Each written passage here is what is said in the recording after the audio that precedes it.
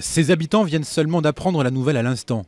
Leur supermarché Casino a fermé définitivement ses grilles le 1er septembre dernier. Il n'y en avait aucun autre à Grigny-la-Grande-Borne. Nos mères, elles n'ont pas toutes des enfants qui ont le permis pour aller faire des courses à soit Viry-Châtillon, soit Ris-Orangis, entourées par des épiceries où ce n'est pas du tout les mêmes prix. Cette galerie commerçante représente le centre-ville de Grigny. Amputées du supermarché, les quelques autres boutiques qui restent se font peu d'illusions sur leur avenir. Une catastrophe. La baisse de chiffre d'affaires et en même temps une crainte pour le paiement de nos loyers futurs et des clients qui ne viendront plus. D'après la direction du groupe Casino, le site perdait plus d'1 million d'euros chaque année depuis 3 ans, en partie à cause des actes de violence à répétition, jets de cocktails Molotov, agressions des vigiles à la batte de baseball, pour les plus graves.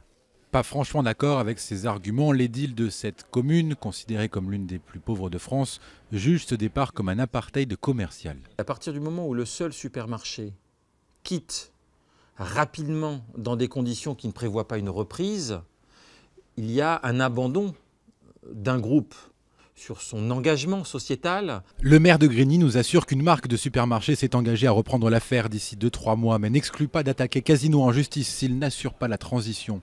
De son côté, le groupe privé nie être parti sans prévenir et nous déclare qu'il n'a jamais été informé ni associé à l'arrivée d'un repreneur.